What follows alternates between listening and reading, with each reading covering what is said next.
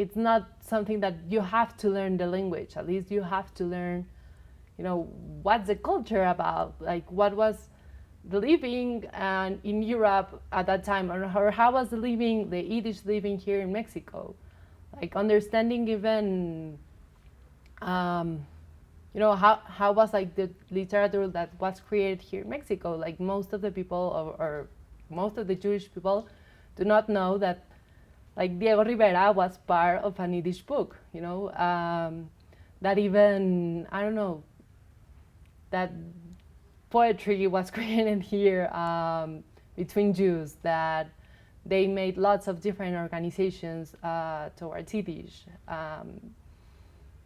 that even music that they hear now can have like these roots from Yiddish. I mean, I think that there are so many things that you can make, but it's just something that you have to work a lot on, and